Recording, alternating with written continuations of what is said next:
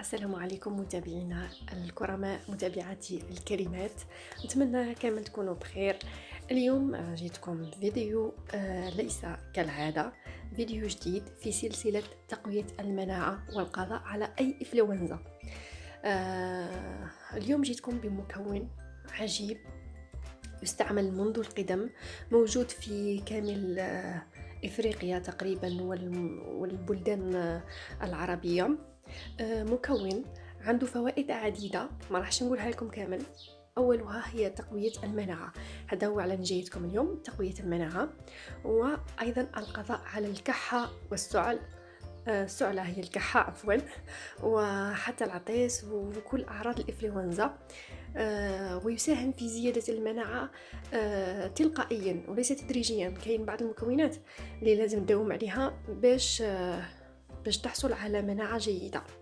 المكون تاع اليوم ماهوش غالي بزاف، سي فري بلا كون تشري كيلو يجيك غالي، يدير 220 ميل كيلو، بصح ماشي شرط تشري عبر صغير. كاين المجفف وكاين الاخضر اللي هو الطازج. من الاحسن تلقاو الاخضر، لانه الاخضر فيه منافع عديده، واللي مجفف ما تعرفوش باش ما هو مخدوم ولا واش زايدين له ولا المواد الحافظه، وراكو عارفين. المكون تاع اليوم راح نزيدوه مكون واحد فقط اللي هو العسل، كما راكم تشوفوا معايا هنايا العسل. هذا ما كان وراح يعطيك نتيجه فوريه. اللي عنده كحه زايده ولا عطيس زايد ولا اعراض انفلونزا زايده يداوم عليه حتى لمده 3 ايام. راح نخلي لكم كامل الفوائد تاعه في اخر الفيديو باش ما يجيش الفيديو طويل، راح تكون مكتوبه كل فوائد وكل واحد يستعمله بالطريقه اللي تناسبه. اليوم راح نوريكم احسن طريقه والطريقه الفعاله اللي وراوها لنا جدودنا ورانا نديرو فيها. أنا لست خبيرة أعشاب ولا خبيرة صحة، لكن عن تجربة أنا أتكلم. يعني أي واحد يجي عنده حاجة خير ولا يكتب هنا في التعليقات، رأيكم يهمني بزاف. ما نطولش عليكم أعزائي، راح نوريكم هذا المكون العجيب اللي راه عندنا اليوم. إن شاء الله كامل تستفادوا، وراح نوريكم الطريقة الصحيحة للاستعمال. المكون تاع اليوم اللي هو الزنجبيل أو السكنجبير. المكون تاع اليوم هو الزنجبيل. المكون تاعنا اليوم اللي رانا نهضروا عليه مطولا وهو الزنجبيل ولا كيما يقولوا له البعض سكنجبير. هذا هو الطبيعي كما راكم تشوفوه، يجي طري، يجي طري. لو فات لي تحليه ولا تلقي فيه الماء داخل افضل. نسي ندير لكم الفوكس. افضل من اللي ينباع معلب او حتى اللي ينباع بودره، ما تعرفوش باش مصنوع ولا واش فيه كاضافات. اذا هذا هو الزنجبيل. بعد ما غسلناه وكلش، راح نوريكم الطريقه.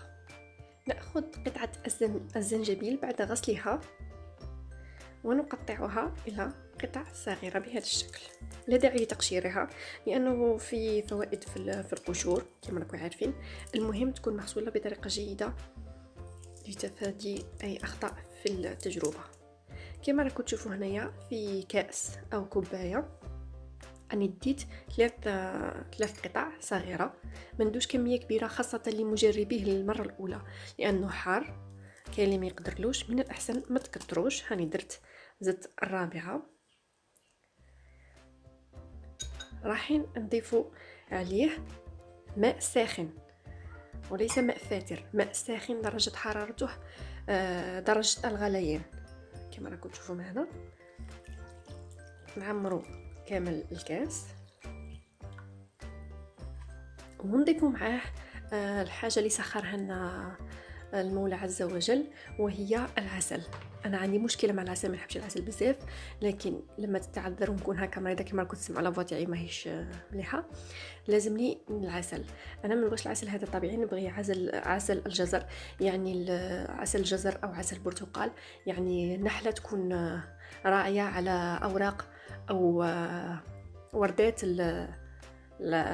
البرتقال، لكن هذا عسل طبيعي. راح ناخذ ملعقه صغيره، ماشي شرط تكون ملعقه كبيره، ملعقه صغيره كما راكم تشوفوا كميه معتبره، ونذوبوها في هذا الماء الساخن. نذوبوها بطريقه جيده حتى يتجانس.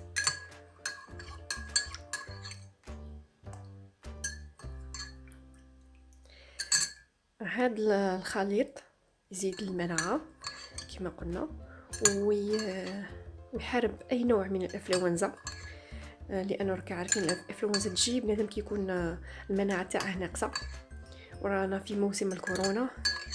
يعني كل هاد الخلطات وكل هاد المشروبات الساخنه تحارب الانفلونزا وخاصه الكورونا. اذا انا نشوف باللي هذا خليط ممتاز. للعلم راح ندير لكم سلسله على زياده المناعه، فيديوهات على زياده المناعه والتخلص من الانفلونزا. راح تكون مجموعه من الاعشاب الطبيعيه 100% اللي نستعملها انا وجربتها انا شخصيا، ما نديرش اعشاب اللي ما نعرفهمش ولا اللي استعملتها شخصيا، اللي شفت عندها مفعول قوي وما يكونش مطول. كما راكم تشوفوا راهي داب كامل هذاك العسل، بقى يبقى الزنجبيل. كاين بعض الناس اللي يطرابيه، لكن كيطرابيه راح يطلق بزاف الحروريه، انا ما نقدرش حاجه حاره بزاف. المهم هذه هي الخلطه تاعنا، راح نخلوه يطلق شويه، يعني وليت نهضر مزاج يطلق شويه ويتجانس لمده 10 دقائق، وايضا باش يبرد شويه لانه ماء في غايه السخونه حتى نقدروا نشربوه. وهذا من الاحسن يؤخذ صباحا، اللي حب تنقص يؤخذ على الريق صباحا، واللي ما حبش تنقص حتى تناول القهوه تاعها وتكون في كامل قواها، تناول القهوه تاعها وريحته وكلش تشرب هذا، خاصه في موسم البرد يسخن الجسم ويعطيه واحد الدفء. يعني تشربه وتروح تخدم راح تكون عندك قوه حصان باذن الله. هذه هي الخلطه تاعنا تاع اليوم، نتمنى تكونوا استفدتوا. ادعمونا باللايكات والابوني وفعلوا الجرس ليوصلكم كل جديد.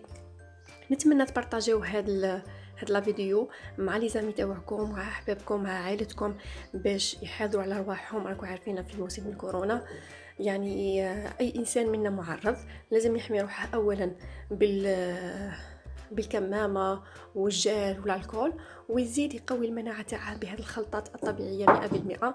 ان شاء الله كنتوا استفدتوا، ان شاء الله ما كنتش طولت عليكم. نتلاقاو في فيديوهات اخرى من سلسله قوي مناعتك وتخلص من الانفلونزا. شكرا.